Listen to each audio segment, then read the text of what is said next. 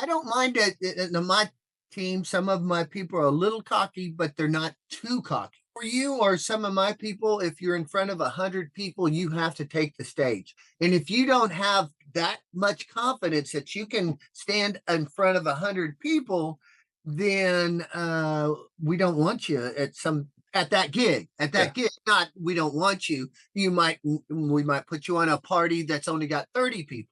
And that like gives you the fine line, right? Like you got to be an entertainer in front of people, confident enough to do it, but yet not so cocky that you're like burning bridges on your way through, right?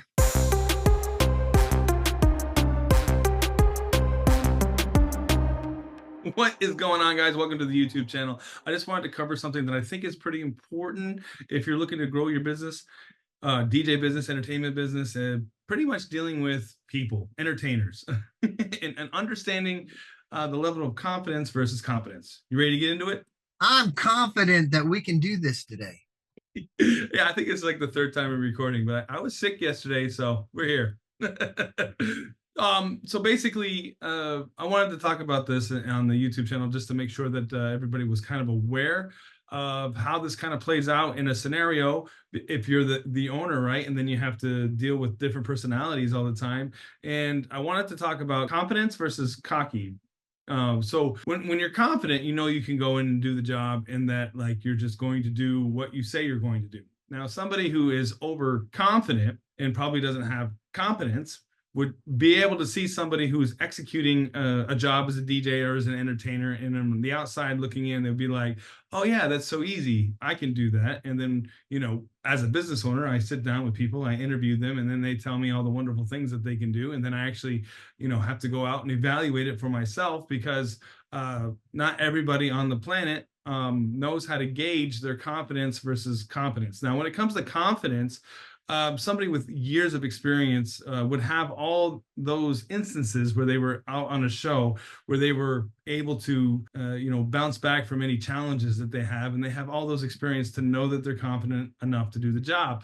Now, the issue that I ran into is that I was dealing with people that were cocky or so full of themselves that it was hard to even be in the same room with some of these people because they thought they were the only ones that could do the jobs that they were doing. A lot of people we get in, they're overconfident and they're not competent. They're overconfident and not competent. Basically, they go in there and they can say they can do something, but they really aren't up to par. Now, with years of experience, you get all these things that happen. Like for a DJ, they might have just one microphone and they found out they needed two, or a power cord. Somebody ran over their power cord and it cut it in half, and they don't have time to get something to fix it. They have an extra power cord, whatever it is. So the more years you've done it, then you get the experience of what things could go wrong, and then you prepare for them. That's what we call a seasoned professional. Now, a lot of the newbies look, like Scott was saying, is they look and they see somebody do that and they say, "Oh, I can do that." But they have no idea what it takes to be there. They don't know how many hours of prep work they put in their computer. They don't know all the things they're doing behind the scenes before they even get to the show. I mean, they've already made it smooth. It looks so smooth when a professional comes in and does everything, but it took years to understand where to put this plug. Oh, does this go here? What if they needed a different adapter that and adapt to different lighting, to different sound, and a lot of that comes with experience. So a lot of DJs at the very beginning, I call them newbies, anywhere from 1 to 10 years. The newbies haven't gone through all those things I call an OB.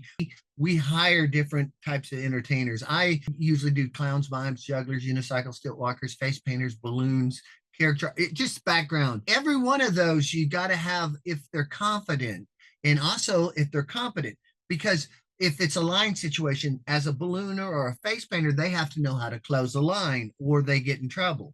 Even if they're the best ballooner or face painter in the world, if they don't close that line, you're going to lose that client because it's going to really upset the people who didn't get their balloon or face paint. Go ahead. Well, the thing is, as a business owner, you have to have the experience and the knowledge to be able to size up whoever you have in front of you, whether it's a a client or audience or whatever you have going on. So when somebody comes to me, I got to be able to size them up real quick and be like, oh, how many years have you been doing this and what shows have you done? And then, well, let's start you off with something smaller to see how you handle it. And like the number one thing is like, are you coachable, or do you just think you know so much that I can't tell you anything? There's probably been, I don't know, more times than not, DJs I find to be super cocky, because when they go into a room, they have to be able to execute what they're doing and feel or know that they're the best person in the room to be able to do the job that they're doing, strong enough to command an audience to be able to rock with them all night, right? And on the flip side of that, there could be somebody who's not good enough, and yet you still hiring somebody that can't do the job. So if we were to think about someone who's cocky, they just think they know everything, or they think they're the best, and they won't take advice from anybody, and they won't be coachable. Normally get that with business owners, because they're the ones that can go out there and finesse the crowd and then lead the way, not knowing what's going on behind the scenes, that they could be taking shifts away from DJs to get them to do what they want to do, but yet still have a smiling face to whoever has the money, like the end client or something like that. So you kind of want to make sure that when you walk into that path, where everybody is and where they're placed, so that you can make the best moves possible as the business owner. If someone's too cocky, they're going to walk into your show, think they're the best, and hand out their own business card because they can do whatever they want, right? And then that's why we have code and ethics and paperwork that we have people sign, so they're not doing things like that. And then on the flip side of that, you could get equally cut or damaged or scarred, right? If you have somebody who tells you they could do all the things that they can't do. You have to be that good at that as an expert to be able to find the right people to do the things that they do and do them well, because that's what entrepreneurs say, right? They say, do what you do best and hire people to do the rest. Well, as a business owner in the entertainment business, you want to make sure that even if you weren't like the best DJ or entertainer in the world, that you were smart enough to know that the people that you had around you could do the job that they say they're going to do. Like, especially, the younger ones that go out and watch somebody who's doing it at full speed, like they didn't realize, oh, you had to show up 2 hours early, or, oh, sometimes the elevator doesn't work, or, oh, I guess I needed extra cords, or, oh, I didn't get the memo that I'm outside and I need a canopy or something like that. So those are the ones you want to make sure that you're careful of. I actually had some people that couldn't get music up before doors, but I was there because I was just finding out if the people were where they said they were. So we got through that, and we just keep moving forward. Actually, me working with people that maybe not as experienced makes me better, because then I have to relearn what I already know, and it keeps me sharp. Now, on the flip side of that, go back to the cocky, the cocky side is that you always want to make sure that these people are trustworthy and they're not talking down on you. And there's specific language patterns that you can look out for, so that you can, judge accordingly when it comes to that. I actually teach a whole class on language patterns, and I promise you, I can tell you where a narcissist is and if they're dangerous to you or not within minutes. Because I've been around so much of that type of personality that I know what it means and what it's good for. And that also depends on your stance, right? So I look at personal relationships as well, and I find it that somebody who is bossy and somebody who is, well, we'll say an alpha, tends to meet up really well with someone who's a pushover. And now if we were to take that and apply it to the entertainment business, somebody who is really good at getting their way will always get their way, whether it's with a client or with somebody who is an employee under them. I saw a Facebook post yesterday, and my mind fired in 20 different directions when I saw it. And I think somebody said something along the lines of some DJ was publicly talking bad about another DJ company, and the post was something along the lines of, these DJ business owners talk to each other, so you should be afraid of what you say because you won't be hireable. And my mind exploded, right? So it was kind of like, well, maybe I don't know what the whole full story was, but I just kind of related back to whatever I deal with. And the story was more along the lines of well, maybe a narcissistic personality was taking advantage of somebody who was an underbee, or maybe a newbie, or maybe someone who was experienced but didn't like how they were being treated, so they publicly wanted to say something. I personally would like people to stand up for what they believe in, and yet maybe at the same time you didn't have enough avenues open to you for you to build your own business. They didn't really understand what actually was going on and what was the play out. So again, I don't judge a book by its cover. Find out more information, and then you can move from there. But goes back to, is the person confident or cocky? And then it also goes back to the narcissistic personality, who tends to be cocky, is that when you make deals, it usually is not a win-win situation. It's usually more like a win for the business owner than it is for the talent. So again, the more what is it, emotional intelligence, the more emotional intelligence you have, the more you'll be able to understand circumstances as they play out. And trust me when I tell you that if you have more emotional intelligence, you get luckier. You understand how things will play out. And I have a whole class devoted on explaining to people mindset, and that you can predict people's movements from their words. I'm fascinated by it. Again, think about it. Are you confident or cocky? And I want to throw in a little bit. I don't mind it in my team. Some of my people are a little cocky, but they're not too cocky. Now, it's kind of fun. Well, probably even a DJ who's a little cocky, who's not out there really. They're a little cocky, but they're not arrogant. I mean, because for you or some of my people, if you're in front of 100 people, you have to take the stage. And if you don't have that much confidence that you can stand in front of 100 people, then we don't want you at that gig. Not we don't want you. We might put you on a party that's only got 30 people. And that like gives you the fine line, right? Like you got to be an entertainer in front of people, confident enough to do it, but yet not so cocky that you're like burning bridges on your way through. Right. And another thing is not so cocky that if the client comes up and says, hey, they put you in the wrong place. Could you move over here, please? And you're still on the clock. You're still doing it. Move. I'm just like, I've had entertainers that were so cocky, they just left the event because they weren't going to move. They already set up once. Yeah. What is that, Scott? What is that? I had a DJ that I taught how to do so many different things. And then I put this person on one gig that they didn't like. And then I got a phone call the next day and they were like, I think you need to list out the reasons why I should work for you. I was like, what? Are you kidding me? I can think of one reason to get rid of you.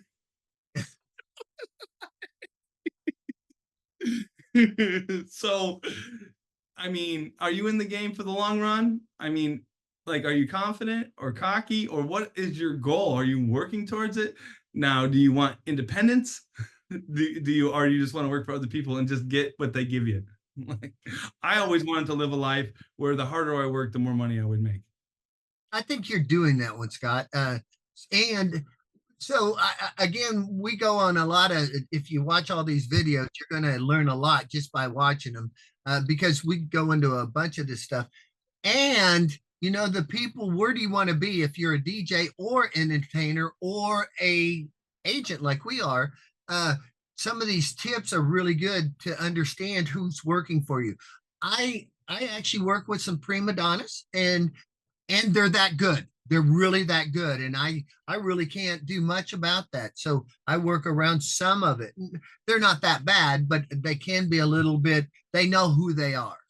Now, you know what I'm saying? And that's okay. That's okay. As long as you take a stand, right? Like that's how you learn it, right? Sometimes people just, push on your boundaries, right? And then you just give in on them, and then you have no ground to stand on, right? So some other people that can be really good. So that's what I said a little bit on that too, is I don't mind people understanding how good they are because I really work on using the best people I can find. And I'm okay with them having an okay attitude that for themselves, self-worth. And yet they need for me at least to go to an event and not be too cocky for the people in front of them. Because what happens sometimes, people get so cocky, they go to an event and they think the people are there for them instead of the entertainer there for the people.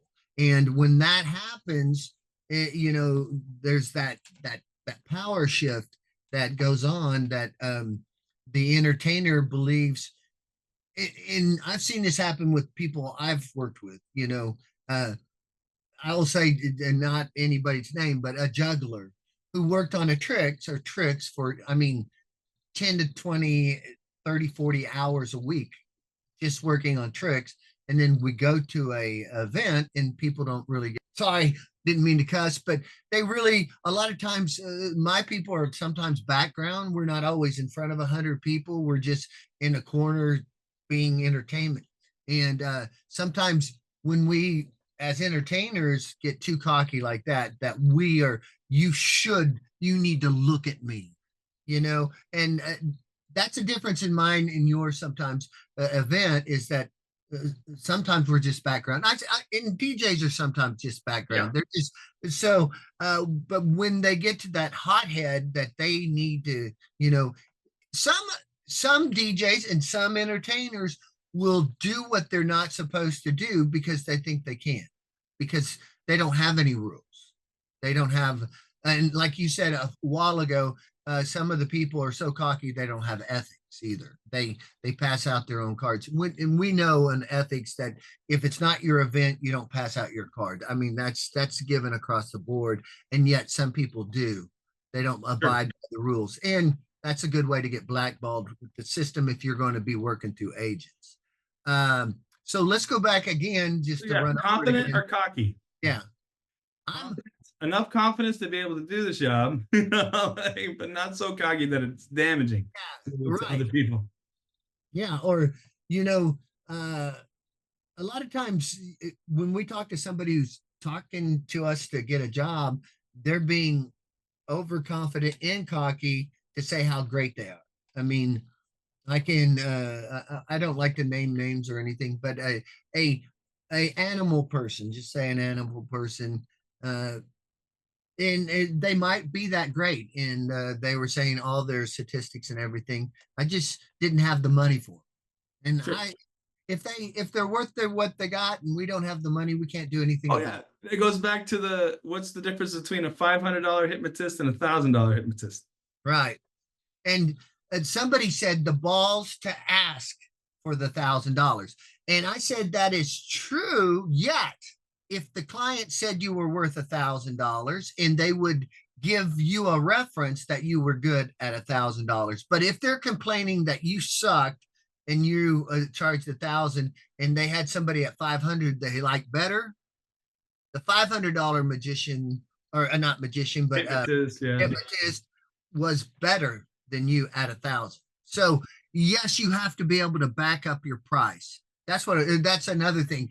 Overconfident people they think they're actually worth way more than they are.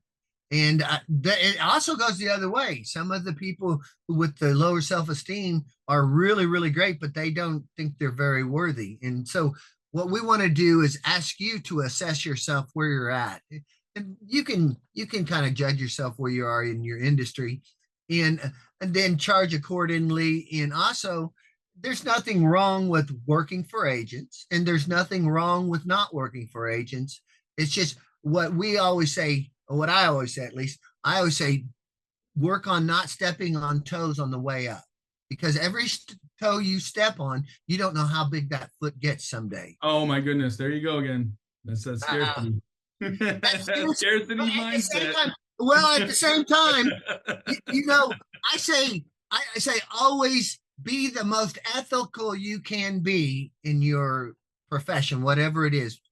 Work with ethics, always do the best to be doing the right thing. And I think that'll keep you going. I mean, I've been doing it 40 years, and you're about 40 years old. Kidding. I'm kidding, Scott. Anyway. I was 8 when you started. Yeah. All right. Well, that's what's going to conclude it for today. Guys, once again, www.coachscottking.com, djbusinessowners.com. I mean, so many different websites. We'll leave a link below. But thanks for your time. Make sure to join the Facebook group. We do talks, every Wednesday or so. And if you have questions, what struggles you're having, post in the group. All right. Till the next time. Woo! Right.